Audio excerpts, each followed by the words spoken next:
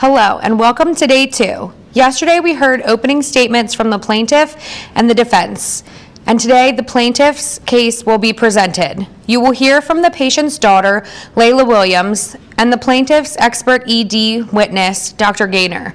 I will now turn it over to Judge Reynolds to begin day 2 of the mock trial. Good morning, ladies and gentlemen. I'm now going to turn you over to counsel. Counsel, would you please call your first witness?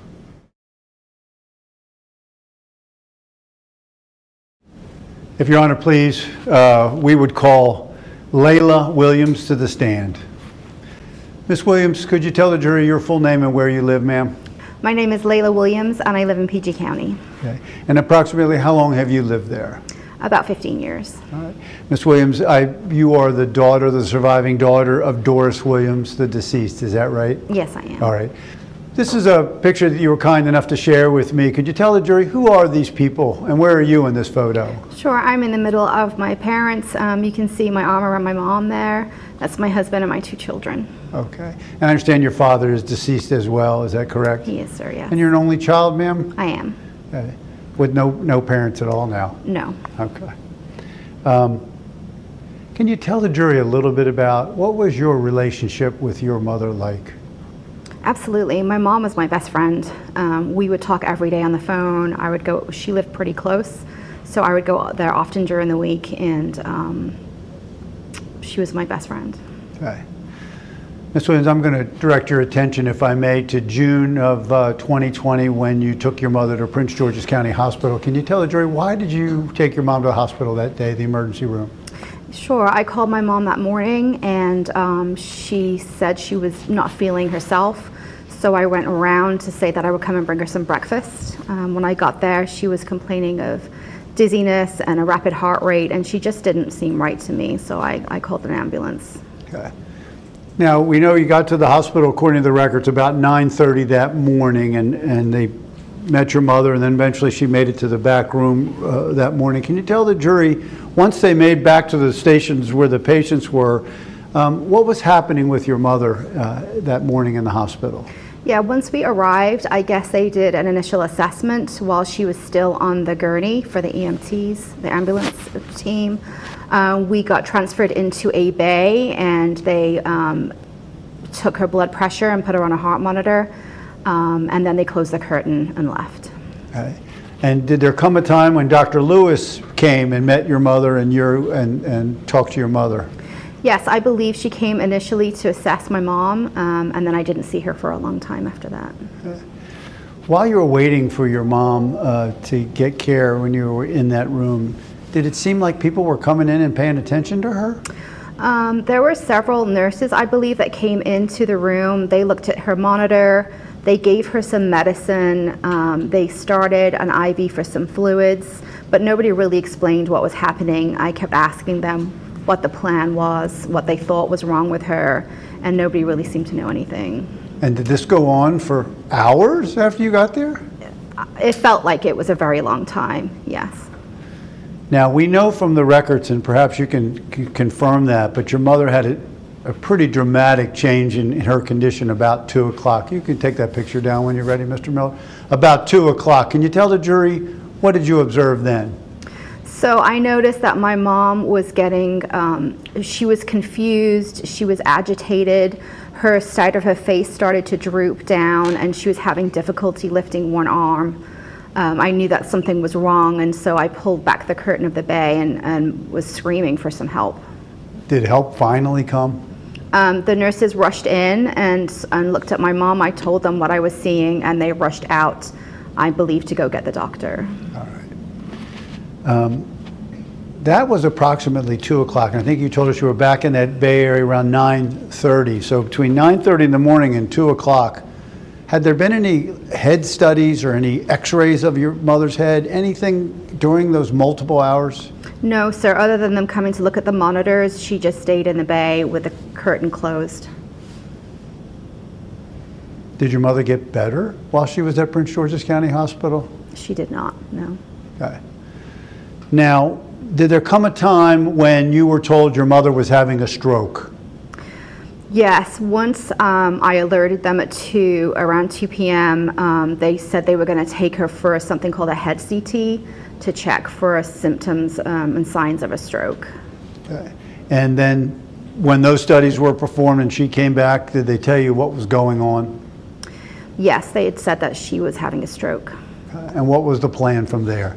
The plan was to have some consultations and to have some more tests, and they were going to try and get her admitted to the hospital at that time. And I assume that happened right away? It didn't happen right away. We were waiting there a very long time. Hours? Hours. And was your mother getting better? No, she was getting worse. She was deteriorating.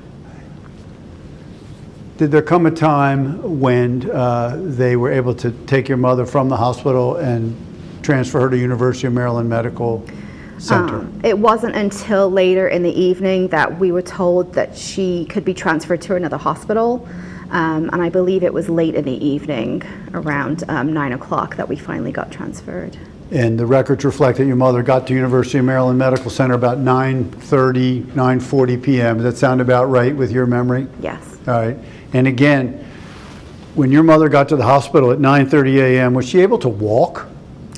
She was very dizzy and was having difficulty walking, but you could walk her back and forth to the bathroom in the morning at that time, yes. Was she able to talk with you? Her voice was really shaky, but she could communicate well. And when they transferred her out after holding her for 12 hours at Prince George's County Hospital, was she able to walk? She was not able to walk, and they had to put a breathing tube in to help her breathe at that point as well before we transferred her. Was this your mother's condition before they transferred her to University of Maryland Medical Center? Before they placed the breathing tube, yes. Okay. Did the delay at Prince George's County Hospital make her better, worse, or stay the same? It made her worse. Okay. Now, when they got to University of Maryland Medical Center, did you go to the hospital to see what was going on? Yes, I followed from the ambulance, behind the ambulance in the car. Did any of the healthcare providers at University of Maryland express any concern about how long it took for your No. mother to get there? No, sir. Ms. Lewis, how has the loss of your mother affected you? There's a sense of guilt there. I told my mom in the morning that I wanted to get her to the hospital so she could get the best care, and they were going to take really good care of her.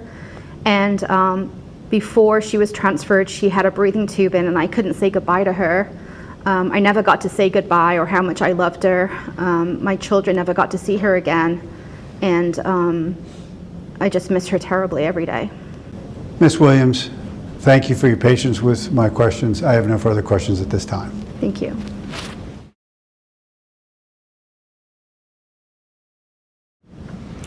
Ms. Williams, we met at your deposition. It's nice to see you again. You testified that you were with your mom early in the morning and then again in the early hours at Prince George's Hospital Center, correct? That's correct. And I think you testified that at that time your mom had a rapid heart rate and she was dizzy, correct? Yes. She did not have any facial droopiness or any arm weakness earlier and in her hospitalization. Is that true? That's true. And I think you testified that there were nurses in and out of her room. You might not have known exactly what they were doing, but they were there. Is that accurate? Yes. Did the nurses tell you that they were performing a stroke assessment on your mom? No. Did they tell you that those stroke assessments were negative, meaning no signs of a stroke? No. And you testified also that Dr. Lewis herself was in to evaluate your mom several times. Is that accurate? I saw her in the beginning and then later on in the morning. And did Dr. Lewis tell you that she performed her own neurological assessment on your mother? She didn't say those specific words. She just said that she was doing an assessment. Okay. And did she tell you that that assessment was negative for a stroke? No. And at 2 p.m. you testified there was a change in your mother's condition. I think she exhibited some facial weakness. Yes. Yeah. And you alerted the nursing staff. And I think pretty quickly you would agree Dr. Lewis was again in to evaluate your mother. Yes, the nurses came in first, and then a little while afterwards, Dr. Lewis came in. Okay. And did you appreciate that Dr. Lewis was calling a code stroke, ordering imaging, and calling a neurologist to assess your mother and to care for her at that point? It seemed that there was more tests being ordered, and as soon as I alerted the nursing team, I felt my mom was deteriorating. Things did seem to pick up for treatment. And you testified that your mom left to have a study called an MRI. Do you remember that? Yes. Okay. And after the MRI confirmed, sadly, that your mother was having a stroke, do you remember Dr. Lewis coming back in to talk to you about your mother's condition? Yes. And she told you that she spoke with neurology, and at their direction, she was going to send your mother to the ICU, the intensive care unit. Do you remember that? Yes. And do you also remember that she told you that she was working to get your mom transferred for a higher level of care? Yes, at some point she mentioned that. Okay. And I know you testified that it seemed to take a long time, but do you recall Dr. Lewis coming back to you and tell you that University of Maryland had accepted your mother as a patient for transfer? Yes, but it was hours afterwards. And Dr. Lewis actually worked to have your mom airlifted to University of Maryland for potential treatment, correct? Correct. Okay. Ms. Williams, I'm very sorry for your loss. Those are all the questions that I have for you. Thank you.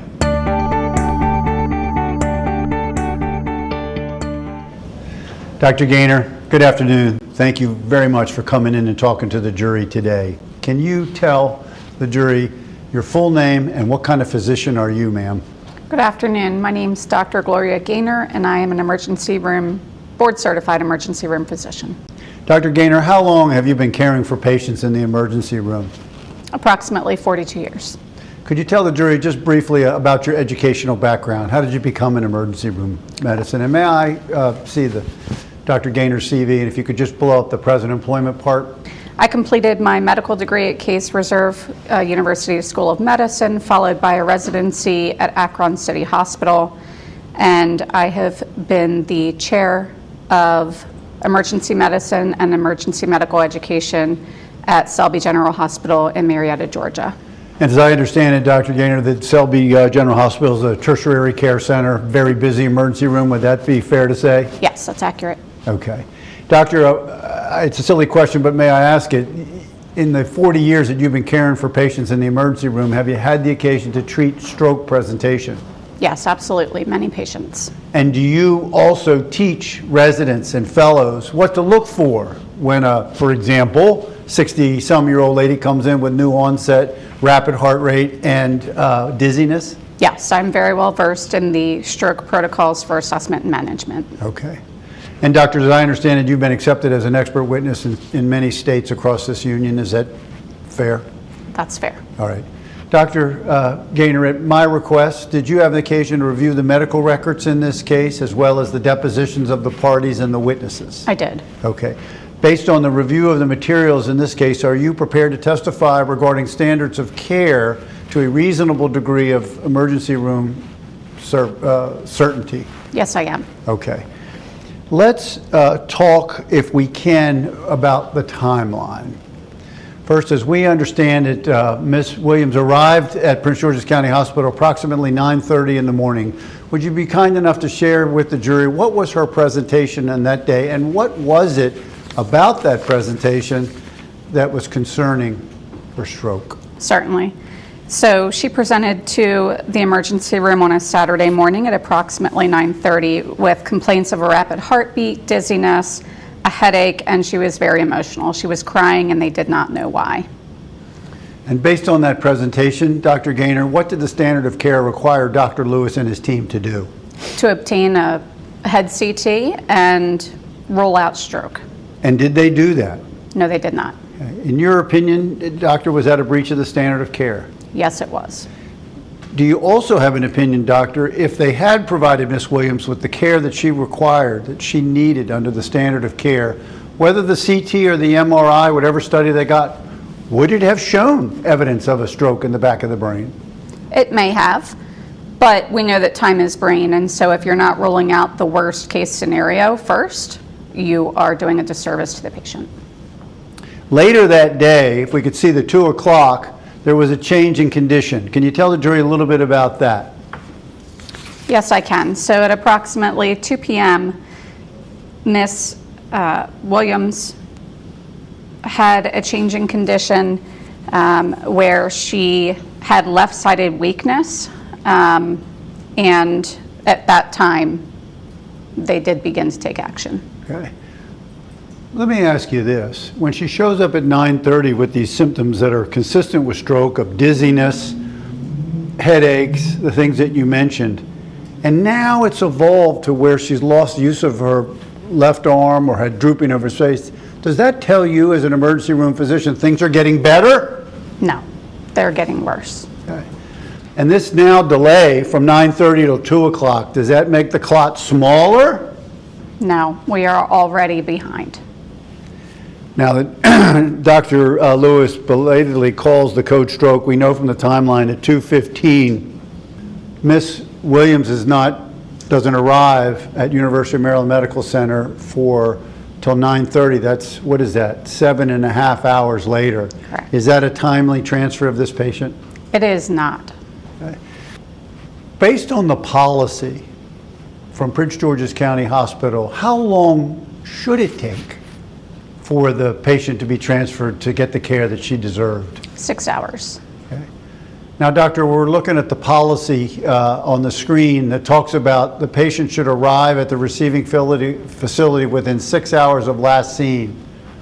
Stroke symptoms at 9:30 a.m., doesn't get to University of Maryland Medical Center till 9:30 p.m. Is 12 hours consistent with this policy? Absolutely not. And in your opinion, doctor, does that cause any harm to Miss Williams? In my opinion, this standard of care was not met, and as a result, this patient had a significant stroke and ultimately her untimely death. In your opinion, was the delay in providing the care the cause of Miss Williams' death? Yes, it was. Okay. If you assume that the first signs and symptoms of a stroke were 2 p.m. that day, and Miss Williams still didn't get to University of Maryland Medical Center for 7.5 hours, is that consistent with their policy for transferring patients such as Mrs. Williams? No, it is not. Is that a breach of the standard of care? It is a breach in the standard of care. When I looked at the medical record, they made 2 attempts to reach another facility for transfer, and there is poor documentation to support any other attempts to find this patient appropriate care. So Dr. Lewis testified that she called multiple places. How many places did she call based on the records in this case? She called 2. What do you teach your fellows, your residents, even your techs, the nurses, everybody? What do you teach about documenting important things such as contacting hospitals for transfer of a patient in extremis like Ms. Williams? We constantly are reiterating that if you did not do it, it did not happen. Is there any evidence in this chart to support Dr. Lewis's testimony that she was calling a lot of hospitals to get care? Unfortunately, no. Dr. Gaynor, if you had to present this case to your team, would you show this as a quality care case? Absolutely not. I would show it as a cautionary tale. Thank you, doctor. I appreciate your time. I'm sure counsel will have some questions for you. Thank you.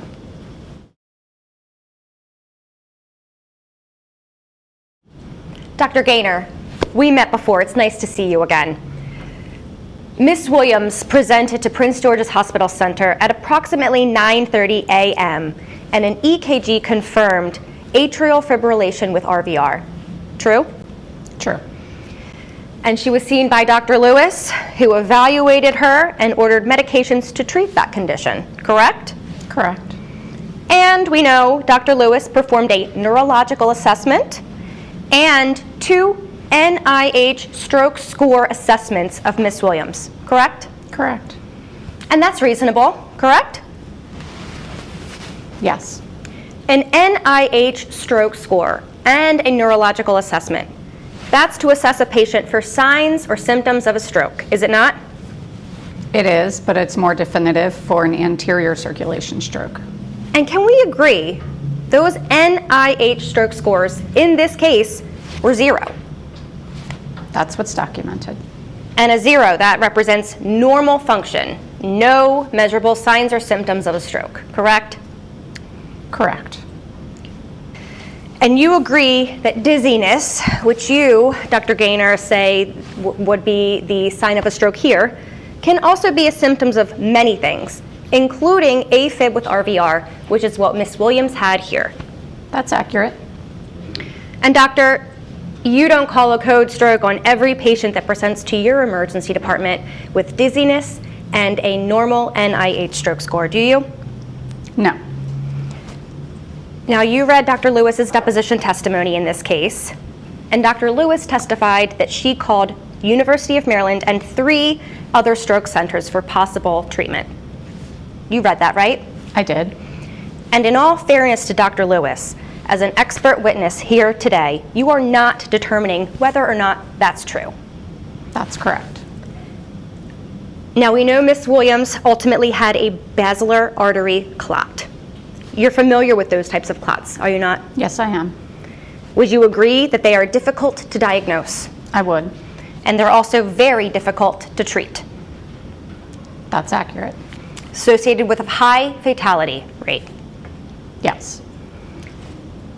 Doctor, you are not an interventional radiologist, correct? Correct. And you've never performed a clot retrieval like the one performed on Ms. Watson? No, Ms. I have Williams. not. Thank you. No further questions.